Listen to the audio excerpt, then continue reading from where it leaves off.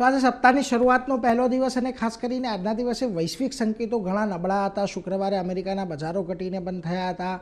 આજે એશિયાના બજારોની શરૂઆત પણ નબળી હતી. એ બધાને પગલે આજે આપણા બજારો પણ થોડા ઘણા નબળાઈ સાથે શરૂઆત થતાં દેખાય. પરંતુ જુઓ, દિવસના અંતે તમને એક જે ક્લોઝિંગ છે મિશ્ર આવતું દેખાયું છે. આજે 25,150ના લો નિફ્ટીએ બનાવ્યા, ત્યાંથી થોડો ઉપર આવીને બંધ થયો છે. સેન્સેક્સમાં પણ એ જ પ્રકારે દિવસના નીચલા સ્તરેથી થોડી રિકવરી આવતી જોવા મળી. જો કે ઘટાડા સાથે બંધ થયા છે, પરંતુ ખાસ વાત રહી નિફ્ટી બેંકની અંદર જે જાંગડી આપણને આજે પોઝિટિવ ક્લોઝિંગ આવતું જોવા મળ્યું.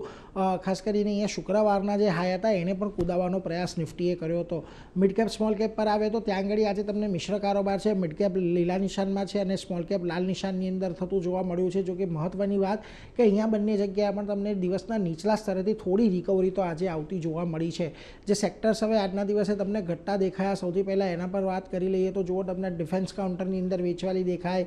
એફએમસીજી, આઈટી, મેટલ આ બધી જગ્યા પર તમને આજે વેચવાલી આવતી જોવા મળી. જો કે અમુક સેક્ટર્સ એવા પણ હતા કે જ્યાં આગળ આજે તમને તેજી આવી, જેમાં capital market share, PSU bank, fin Nifty આ બધી જગ્યાએ થોડીક આજે પોઝિટિવિટી આવી છે.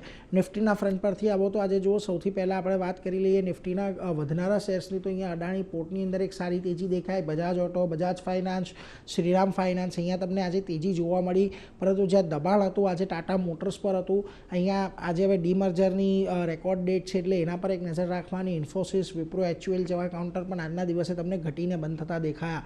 મિડ કેપ પર આવો, આજના દિવસે જુઓ તમને ત્યાં જે કારોબાર આવતો જોવા મળ્યો છે. ખાસ કરીને બીએસસીમાં લગભગ 4.25% તેજી આવી. એલએનટી ફાઇનાન્સ એક નવા શિખર પર બંધ થયો. મોતીલાલ ઓસવાલ, ટોરેન્ટ પાવર આ બધા કાઉન્ટરની અંદર એક તેજી દેખાય. પરંતુ જ્યાં દબાણ હતું ત્યાં આગળ ટાટા કમ્યુનિકેશનનું કાઉન્ટર હતું. ઓલમોસ્ટ લગભગ 5%નું દબાણ, 4.25% દબાણ ત્યાં આવતું દેખાયું. વોડાફોન આઈડિયા, વોલ્ટાસ, બીએચયુએલ જેવા કાઉન્ટરમાં પણ આજે તમને વેચવાલી આવતી જોવા મળી. હવે આજના દિવસે ખાસ કરીને આપણે થોડાક નીચલા સ્તરેથી ઉપર આવીને બંધ થયા છીએ. આવતીકાલે હવે અહીંયાથી વીકલી એક્સપાયરી છે એટલે ધ્યાન એ રાખવાનું છે કે જો 25,150 જે આજનો લો હતો એ જો તૂટે છે તો પછી આપણને ઘટાડો કદાચ વધતો બજારની અંદર આવતીકાલે જોવા મળી શકે છે.